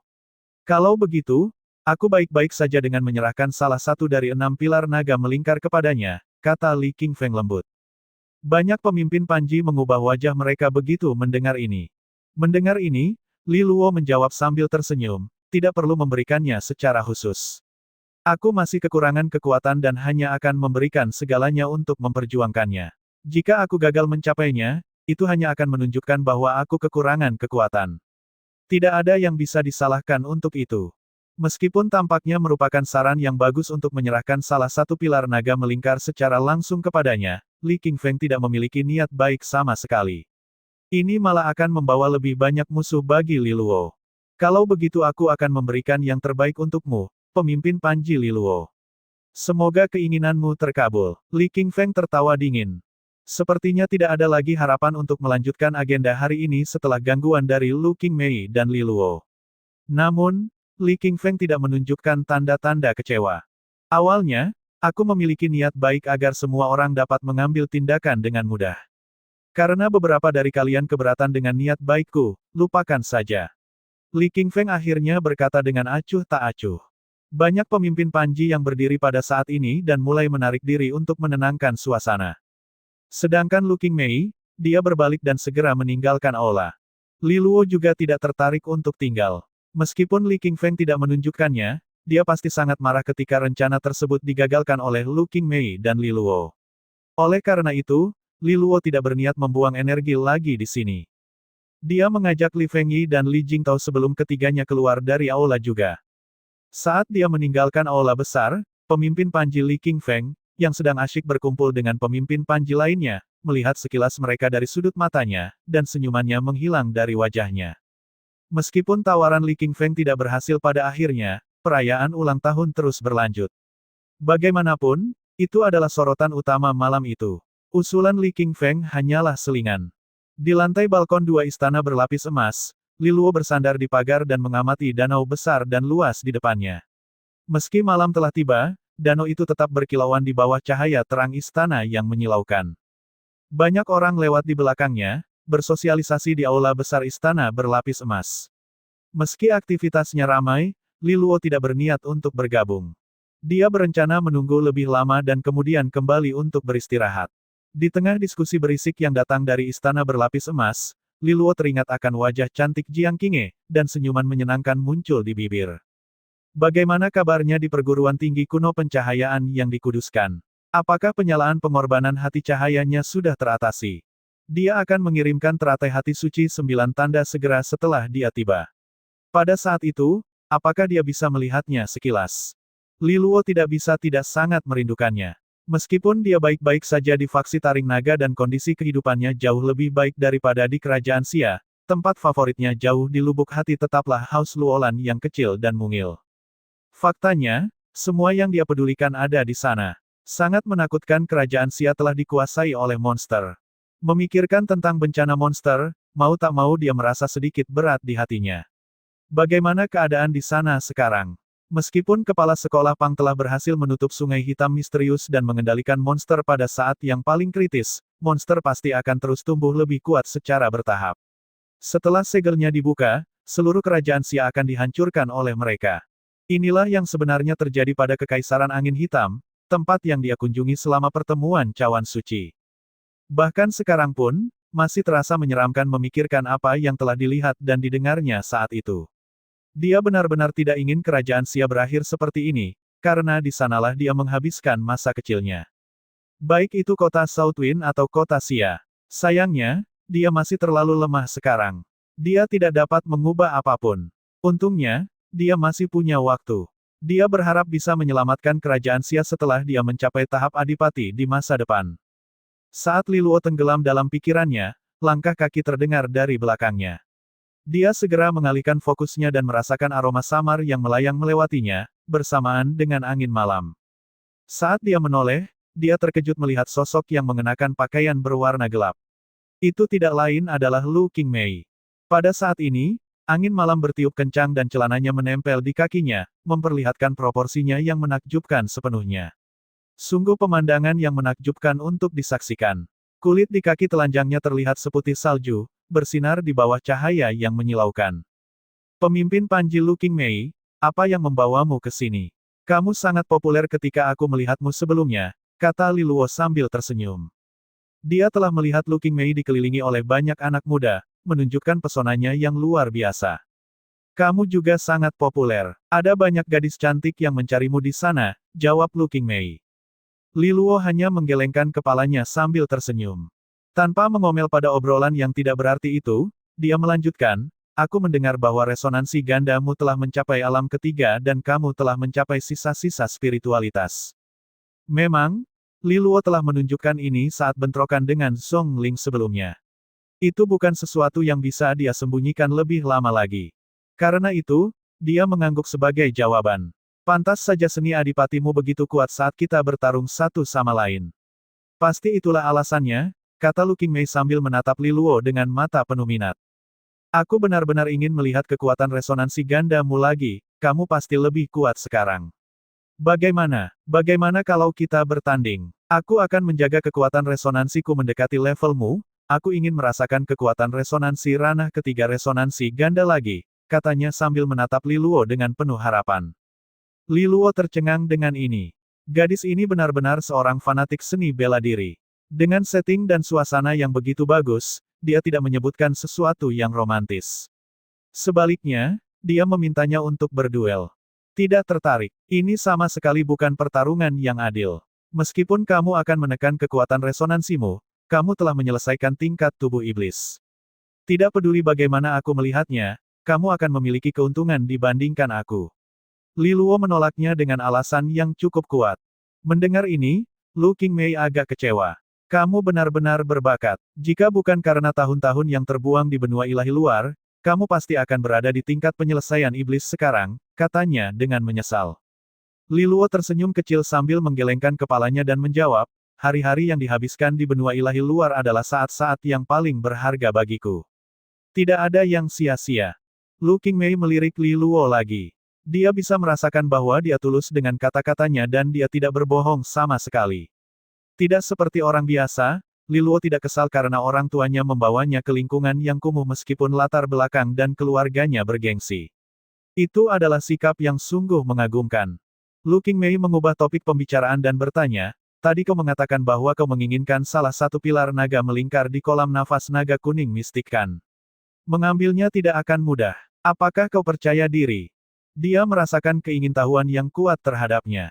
Meskipun Li Luo bisa mempersempit jarak antara kekuatannya dan pemimpin Panji lainnya dengan bantuan harmoni Panji Nether Hijau, dia masih berada di tingkat istana iblis besar sendirian. Dengan hanya 6 pilar naga melingkar di kolam nafas naga kuning mistik, itu pasti akan diperebutkan dengan sengit. Tidak mudah untuk mendapatkan satu pun dari mereka. Kamu harus mencobanya untuk mengetahuinya, jawab Li Luo sambil tertawa. Dengan itu, Lu Qingmei tidak menyelidikinya lebih jauh. Bukanlah kepribadiannya untuk melakukan hal itu. Namun, dia bisa merasakan rasa percaya diri yang terpancar dari Li Luo, yang semakin memicu rasa penasarannya. Dari mana rasa percaya dirinya berasal? Ketika keduanya kehabisan topik pembicaraan, segalanya menjadi sunyi. Sesaat kemudian, Li Luo tiba-tiba menyadari cahaya bintang berkilauan muncul dari danau luas di depannya. Di tengah telaga terdapat sekuntum bunga teratai hijau selebar ratusan kaki yang perlahan mekar, dengan daun teratai terhampar di atas air. Dengan titik-titik bintang yang tak terhitung jumlahnya berkilauan di permukaan danau, sungguh pemandangan yang sangat indah untuk disaksikan. Li Luo langsung tertangkap oleh pemandangan aneh ini. Itu adalah teratai hati giok. Ia memiliki benih hati batu giok yang mekar setiap setengah tahun. Tanaman ini tidak banyak membantu dalam kultivasi, namun sangat baik untuk menutrisi wajah. Oleh karena itu, Ini adalah harta yang tak ternilai di mata banyak gadis, Lu Qingmei menjelaskan padanya. Apakah kamu tertarik, pemimpin Panji Lu Qingmei? Li Luo bertanya balik. Lu Qingmei hanya menggelengkan kepalanya dan menjawab, ini tidak semenarik resonansi Jimu di alam ketiga. Li Luo tidak bisa berkata-kata dengan jawaban belak-belakannya. Namun, protagonis dari perayaan ulang tahun harus segera keluar karena teratai hati Giok telah mekar, lanjut Lu Qingmei. Protagonis hari ini, siapa itu? Li Luo bertanya dengan heran. Coba tebak. Lu Qingmei menoleh dan memperlihatkan senyuman tipis di wajahnya yang menawan dan berbentuk oval. Li Luo bingung dengan hal ini. Saat dia hendak menjawab, dia mendengar keributan datang dari istana. Dia segera berbalik untuk melihatnya. Ada banyak orang berkumpul di sekitar karpet merah di luarnya. Di depan mereka semua ada seorang gadis yang tampak bermandikan sinar bulan saat dia masuk. Dia mengenakan gaun panjang berwarna hijau muda. Wajahnya menawan bagaikan Dewi Bulan. Cahaya bulan menyinari pipinya dan kulit kacanya yang indah bersinar di bawah cahaya putih. Di daun telinganya yang kecil dan kemerahan tergantung dua anting safir yang berkilau di bawah cahaya saat diguncang dengan lembut. Dia memiliki sepasang pupil berwarna biru muda yang jernih danau besar yang penuh air. Pinggangnya dipeluk oleh pita yang membuatnya tampak ramping seperti pohon willow. Saat dia berjalan melewatinya, ada kelembapan tertentu yang tertinggal di udara. Kehadirannya membangkitkan unsur udara energi alam duniawi di sekitarnya. Dingin dan sebening kristal, dia seperti peri air. Kerumunan di istana tidak bisa menahan diri untuk tidak melihat ke arah mereka saat mereka menatap dengan takjub. Li Luo juga tersesat-sesat sebelum dia kembali ke dunia nyata. Dia tahu siapa wanita di depannya ini. Siapa selain keindahan menakjubkan Qin Yi, peri udara di riwayat Empyrean. Penampilan Qin Yi bahkan membuat Li Luo terkejut meskipun dia memiliki banyak pengalaman terjadi dalam menghadapi wanita cantik. Di antara semua yang dia temui, satu-satunya yang bisa melampaui peri ini adalah Jiang Qinghe. Namun wajah cantik bukanlah segalanya. Dia dengan cepat menarik kembali dan mendapatkan kembali ketenangannya. Kemauanmu sangat mengesankan, kata Lu Qingmei terkejut melihat betapa cepatnya dia menenangkan diri. Faktanya adalah banyak pria yang masih menatap dengan tercengang pada kecantikan halus bermandikan cahaya bulan yang mirip dengan Dewi Bulan. Li Luo, yang hanya terkejut pada saat itu, jauh berbeda dari individu-individu penuh nafsu yang benar-benar tenggelam dalam imajinasi mereka sendiri. Dia pada dasarnya memperlakukannya sebagai tidak ada setelah melihat sekilas itu. Akibatnya, Lu Qingmei tercengang melihat keadaan pikiran Li Luo. Qin Yi adalah kecantikan yang luar biasa, dan bahkan dia dianugerahi penghargaan terhadap kecantikannya meskipun berjenis kelamin sama. Aku telah melihat banyak wanita cantik, jadi daya tahanku sangat besar, jawab Li Luo jujur. Lu Qingmei sedikit tercengang dengan penjelasan yang terus terang aneh. Kamu benar-benar ahli dalam menyombongkan diri. Dengan betapa cantiknya Qin Yi, hanya ada sedikit orang yang bisa menandinginya bahkan di benua ilahi bagian dalam. Di mana kamu melihat keindahan lainnya ini? Aku tidak menyukai kecantikannya yang manja dan lembut. Di mataku, dia tidak sebaik kamu, pemimpin Panji Qingmei, jawab Li Luo terus terang. Setelah itu dia menoleh dan melirik ke arah orang tersebut yang mengenakan pakaian tempurnya dengan rapi. Dia tidak berpakaian mewah, tapi dia sendiri juga tidak kalah mengesankan. Lu Qingmei menatap tajam ke arah Li Luo. Jangan bicara sembarangan padaku. Aku hanya memujimu, jawab Li Luo tanpa daya. Jika kamu ingin memujiku, kenapa kamu tidak mencoba batang kacaku saja? Menurutku itu akan memberiku lebih banyak kesenangan. Li Luo sedikit meremehkan. Lu Qingmei memang gadis yang spesial.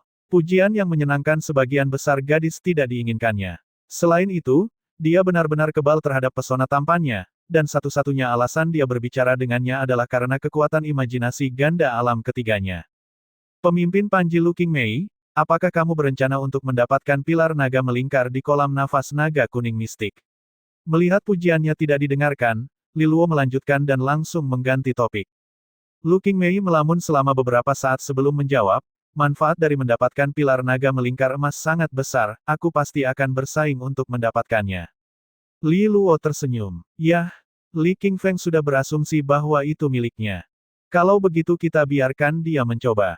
Yang lebih kuat akan menerimanya. Aku sudah lama tidak bertukar pukulan dengannya dengan baik. Lu Qingmei tidak merasa takut padanya dan malah ingin berkelahi. Li Luo menghela nafas dalam-dalam dan tersenyum, aku bertanya-tanya, apakah kamu tertarik untuk bergandengan tangan dan melenyapkannya jika ada kesempatan? Kata-kata ini menyebabkan mata indahnya sedikit mengecil, dan dia menatap Li Luo lagi. Kamu memiliki hati yang liar, berencana untuk mengarahkan pandanganmu pada Li Qingfeng. Apa yang perlu ditakutkan? Li Luo menyeringai. Lu Qingmei menggelengkan kepalanya. Itu tidak akan semudah itu. Keempat panji dari faksi darah naga semuanya mematuhinya, dan mereka akan menghabiskan seluruh upaya mereka untuk melindunginya.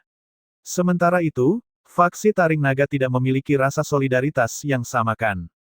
Li Luo mengangkat bahunya. Li Fengyi dan Li Jingtao pasti akan melakukan yang terbaik untuk membantunya, tetapi Deng Fengxian adalah seseorang yang benar-benar tidak dapat dia kendalikan. Ini adalah sesuatu yang Lu Qingmei juga ketahui. Namun, dia juga mencoba menguji sikap Lu Qingmei terhadap hal ini. Jika pihak lain tidak punya niat apapun untuk membentuk aliansi, dia tidak bisa berbuat apa-apa. Saat keduanya berbicara, Qin Yi memasuki Istana Emas dan kerumunan dengan antusias mengantarnya masuk. Suasana sepertinya memanas. Banyak sekali pemuda yang hadir bukan hanya para jenius dari 5 faksi naga surgawi, namun juga dari kekuatan terhormat lainnya yang diundang. Mereka semua melakukan yang terbaik untuk menunjukkan diri mereka di depan Qin Yi dengan berbagai cara, seperti bertenggernya burung merak yang melebarkan ekornya untuk mendekati pasangannya tanpa pengekangan apapun. Tampilan ini adalah sesuatu yang sangat familiar bagi Qin Yi. Wajah cantiknya memiliki seulas senyuman yang tidak terkesan mengasingkan siapapun, namun juga tidak memberikan rasa kedekatan. Li Luo juga melirik ke arah Li Fengyi, yang memberi isyarat ke arahnya dari sudut saat ini. Dia menyampaikan salam kepada Lu Qingmei sebelum berbalik untuk pergi, berjalan menuju Li Fengyi. Dia dikelilingi oleh sekelompok gadis muda dan cantik. Mereka tampaknya adalah orang kepercayaannya, dan mereka semua sedikit lebih tua darinya. Ketika Li Fengyi melihat Li Luo mendekat, dia langsung meraih tangannya dan menyeretnya sambil tersenyum pada semua wanita yang menatapnya dengan mata berbintang. Ah, ini adikku, Li Luo. Dia putra paman ketiga, dan meskipun dia baru kembali dari benua ilahi luar selama 3 bulan, dia sudah menjadi pemimpin Panji dari Panji Nether Hijau. Dia juga melampaui rekor Li Jingtao dalam Gua Iblis Jahat. Sebentar lagi, dia akan menyusulku. Meski kata-katanya biasa saja, ada kebanggaan yang tak bisa disembunyikan dalam suaranya.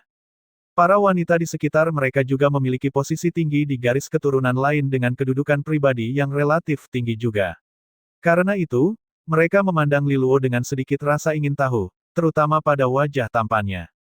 Bahkan jika dibandingkan dengan para jenius lainnya di Istana Emas, dia akan dianggap sebagai salah satu yang terbaik.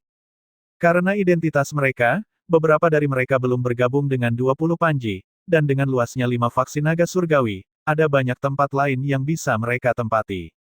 Mereka berada dalam lingkaran sosial yang sama dengan Li Fengyi dan oleh karena itu, perbandingan di antara mereka terkadang tidak dapat dihindari.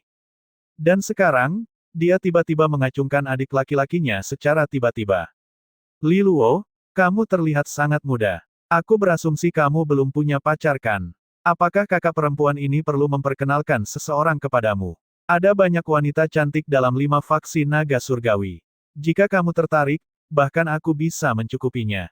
Seorang wanita berpakaian merah tersenyum ketika dia mencoba menggodanya. Hal ini dihadapi dengan senyuman tak berdaya. Dia tentu saja mengharapkan hal ini setelah dilemparkan ke dalam lingkaran yang penuh dengan puma betina lapar. Dia sangat percaya diri dengan penampilan luarnya. Jangan berfantasi sembarangan. Dia sudah bertunangan dengan gadis mempesona yang tidak lebih buruk dari Qin Yi. Li Fengyi buru-buru melindungi adik laki-lakinya. Meskipun dia belum pernah benar-benar melihat tunangannya, menyombongkan diri bukanlah suatu kejahatan. Hahaha, beberapa gadis di sekitarnya tidak percaya dengan kata-kata tersebut, hanya tertawa. Li Fengyi tampaknya terlalu membual. Namun, Li Luo, meskipun kemajuan Panji Nether Hijau sangat pesat, kekuatan pribadimu tetap berada di tingkat Istana Iblis Besar. Sejujurnya, kamu adalah pemimpin Panji terlemah di antara 20 Panji. Oleh karena itu, kamu perlu meningkatkan diri secara pribadi. Panji Nether Hijau adalah kekuatan eksternal yang bukan milikmu. Ketika kamu akhirnya meninggalkan Panji Nether Hijau, kamu harus mengandalkan diri sendiri, kata wanita cantik berbaju merah itu dengan penuh perhatian. Terlihat dia menegurnya dengan niat baik. Dia jelas memiliki hubungan yang baik dengan Li Fengyi, karena tidak ada jejak ejekan dalam kata-katanya. Li Luo mendengarkan dan mengangguk sambil tersenyum, aku akan melakukan yang terbaik, kakak. Anak baik, kakak perempuan adalah wakil penguasa kota Northcloud. Datanglah mengunjungiku ketika kamu punya waktu luang untuk bersenang-senang. Dia memiliki mata yang memikat berbentuk seperti bulan sabit, dan dia tidak bisa menahan diri untuk tidak mengulurkan tangan dan memaksakan rambut abu-abu Li Luo. Namun, tangannya ditepis oleh Li Fengyi dengan cepat. Li Lanyin, jangan manfaatkan orang. Jangan picik. Kamu harus meminjamkan adik laki-lakimu yang luar biasa bermain untuk bersenang-senang, jawab Li Lanyin yang sedikit memerah. Keduanya kemudian mulai berdebat dengan ribut. Pada saat ini, intensitas dan kegembiraan atmosfer tampaknya meningkat ketika banyak orang melakukan konstruksi menuju platform datar di tepi danau. Yang memimpin tidak lain adalah Li Qingfeng, Li Hongli, dan Qin Yi, karakter utama panggung ini. Li Fengyi dan Li Lanyin untuk sementara menghentikan pertengkaran mereka dan mereka juga mencibir melihat pemandangan ini. Li Qingfeng benar-benar berusaha keras. Apa yang dia coba lakukan? Li Luo bertanya. Li Lanyin mengangkat bahu. Apa lagi yang bisa dia lakukan? Dia akan memetik biji teratai untuk keindahan malam. Kerumunan orang berkumpul di platform datar di tepi udara, dan ketenangan danau besar itu pecah seketika. Li Qingfeng, Qin Yi, dan Li Hongli berada di garis depan, dikelilingi oleh pendukung mereka. Nona Qin Yi, teratai hati giok di tengah danau ini mekar setiap 6 bulan sekali. Bunga ini memiliki khasiat mempercantik dan sangat cocok untuk seorang wanita. Biasanya, bunga ini langsung diambil begitu mekar, Li Qingfeng menjelaskan dengan senyuman hangat di wajah tampannya sambil menunjuk ke arah tengah danau. Seperti yang dia katakan, mata banyak gadis berbinar ketika mereka mendengar tentang kemampuan ajaibnya. Memang benar, kecintaan wanita terhadap kecantikan jauh melebihi kecintaan pria. Mendengar ini, rasa penasaran muncul di wajah menawan Qin Yi saat dia menjawab dengan lembut, sungguh harta karun. Li Qingfeng sambil menjawab, malam ini kebetulan adalah waktu ketika teratai hati giok tertua di tengah danau ini mekar.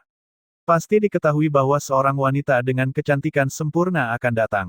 Qin Yi memutar matanya mendengar pujiannya. Dia hanya menjawab dengan suara lembut, dengan kecantikannya yang tak tertandingi dan menggairahkan, Nona Hongli adalah pasangan yang cocok untuk itu. Menanggapi hal itu, Li Hongli hanya menenangkan diri dan berkata, Nona Qin Yi, Anda adalah tamu dari jauh. Sebagai tuan rumah, tentu saja saya akan membiarkan Anda menggantikan saya. Tentu saja, dia mewaspadai Qin Yi dari lubuk hatinya sebagai sesama wanita. Terlebih lagi, keramah tamahan Li Qingfeng terhadap Qin Yi telah membuatnya sedikit tidak menyenangkan. Meskipun demikian, dia tetap menjadi tuan rumah dan harus mengucapkan sopan kepada tamu penting ini. Mendengar percakapan mereka, Li Qingfeng hanya tertawa dan berkata, kalian berdua tidak perlu mengalah satu sama lain. Selalu ada aturan khusus untuk memutuskan siapa yang boleh membawa pulang bunga teratai. Kita bisa ikut saja, bagaimana? Aturan apa yang akan berlaku? Qin Yi bertanya sambil menatap Li Qingfeng dengan mata birunya yang sebening kristal, mempesona dan menawan seperti danau berkilauan di depan mereka. Di bawah memunculkannya yang mempesona, bahkan Li Qingfeng yang biasanya tenang dan tampan menegakkan punggungnya saat dia menjawab sambil meremehkan, dalam keadaan normal, ketika ada banyak orang yang mengamati teratai, masing-masing pihak dapat mengirim satu perwakilan ke teratai untuk pertarungan habis-habisan, di atas daun teratai. Pemenangnya akan dapat membawa kembali teratai yang mekar. Ini juga dikenal sebagai pertempuran teratai. Namun, ada tambahan khusus pada peraturannya. Perwakilan yang dikirim untuk pertarungan tidak boleh terlalu kuat, atau kekuatan resonansi mereka akan terlalu keras dan agresif. Itu akan merusak daun teratai dan teratai hati giok. Oleh karena itu, seseorang di tahap penyelesaian iblis biasanya merupakan pilihan yang paling tepat untuk itu.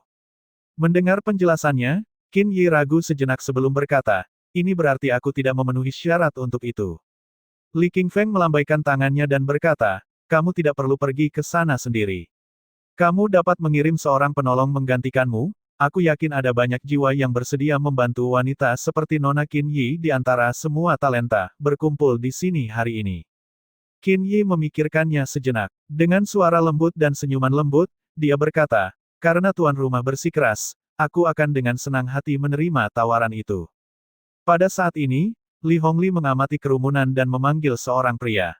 Zhao Fengyang, apakah kamu bersedia mendapatkan teratai hati giok atas namaku? Orang yang dia identifikasi adalah seorang pemuda jangkung dengan tubuh tegap dan wajah tampan.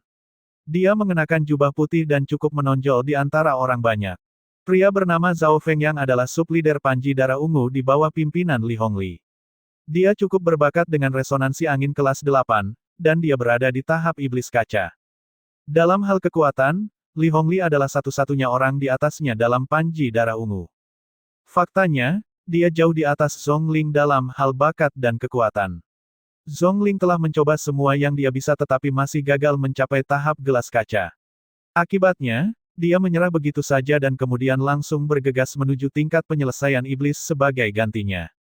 Namun, hal ini akan mengakibatkan fondasi yang lebih lemah. Oleh karena itu, Zhongling mungkin tidak memiliki peluang melawan Zhao Fengyang dalam pertarungan langsung meskipun memiliki keunggulan dalam tingkat kultivasi. Bakatnya jelas melebihi seorang sub-leader. Meskipun demikian, dia puas dengan tetap berada di Panji Darah Ungu dan tidak ingin pergi ke tempat lain. Sebenarnya banyak orang yang memahami pikirannya. Pada akhirnya, tidak ada yang lebih menarik daripada memenangkan hati Li Hongli. Ketika dia mendengar panggilan Li Hongli, dia berdiri dengan mata penuh kegembiraan. Tanpa ragu-ragu, dia berseru, "Jangan khawatir, pemimpin Panji, aku pasti akan memetik teratai hati giok untukmu." Ini adalah kesempatan langka baginya untuk mengesankan Li Hongli. Dia sangat bahagia karenanya. "Hongli, apakah kamu tidak terlalu serius dalam hal ini? Segera mengirim Zhao Fengyang." Li Qingfeng bercanda tentang hal itu. Li Hongli mengerutkan bibirnya dan tersenyum sambil menjawab, dengan pesona Nona Qin Yi, "Apakah kamu khawatir tidak akan ada pahlawan iblis kaca yang bersedia bertarung demi dia?" Di sisi lain, Qin Yi tertawa kecil dan menjawab, "Tidak masalah apakah individu tersebut berada di tahap iblis kaca atau tidak. Bagaimanapun, ini hanyalah acara menarik untuk membangun suasana." Pada saat ini, matanya bersinar dan dia mengangkat tangan gioknya yang ramping ke udara. Kupu-kupu hijau zamrud muncul di ujung jarinya dan mengepakkan sayapnya dengan lembut. "Ini adalah kupu-kupu pencari roh, boneka kecil yang cerdas. Aku akan melepaskannya dan meminta siapapun yang mendarat untuk mewakiliku dalam pertarungan. Tentu saja menang atau kalah tidak penting, jadi kamu tidak perlu khawatir." Suaranya yang lembut terdengar seperti sungai yang mengalir menuruni gunung, membawa rasa tenang dan tenteram bagi pendengarnya. "Bukankah itu terlalu acak?" Li Qingfeng bertanya dengan ragu-ragu. Li Hongli memilih Zhao Fengyang, sedangkan Qin Yi memilih secara acak. Peluang menemukan seseorang yang memiliki peluang melawan Zhao Fengyang tidaklah tinggi. Meski begitu, dia mengerti. Qin Yi tidak terlalu tertarik dengan teratai hati giok dan hanya ikut dengannya. Jadi dia hanya tersenyum dan mengangguk. Dengan semua yang dikatakan, Qin Yi dengan lembut mengangkat tangannya, dan cahaya terpantul dari jari-jarinya, yang tampak sebening kaca, sempurna dan halus. Kupu-kupu hijau zamrud terbang ke udara, dan semua orang memperhatikannya dengan cermat.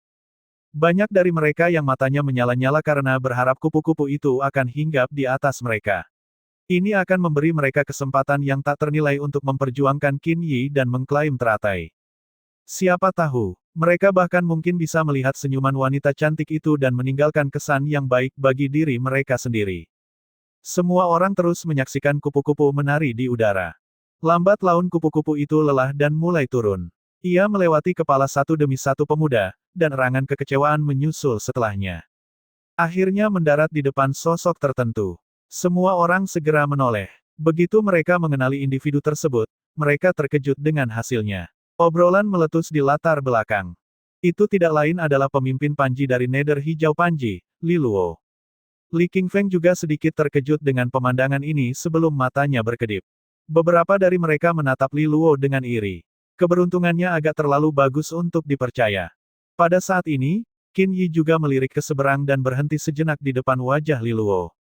Kilatan tak terdeteksi muncul di mata indahnya yang jernih seperti danau saat dia dengan lembut berkata, "Apakah kupu-kupu pencari roh sudah memilih kandidatnya?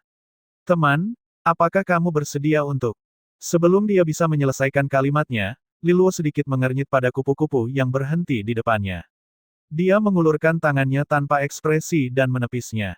Kupu-kupu pencari roh ditampar oleh Li Luo dan mendarat di depan seorang pria gemuk dengan wajah berminyak di dekatnya. Pria gemuk itu terdiam sejenak sebelum dia buru-buru meraih kupu-kupu itu, berseru dengan keras, "Perikin, aku bersedia."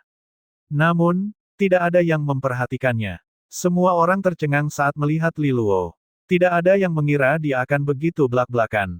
Itu adalah kesempatan langka yang dihadirkan oleh peri air Qin Yi. Orang ini tidak menghargainya sama sekali. Sebaliknya, dia dengan menamparnya dengan kasar. Betapa bodohnya.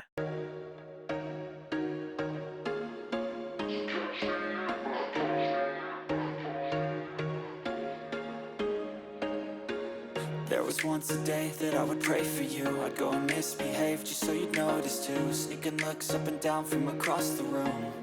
And damn, what a hell of a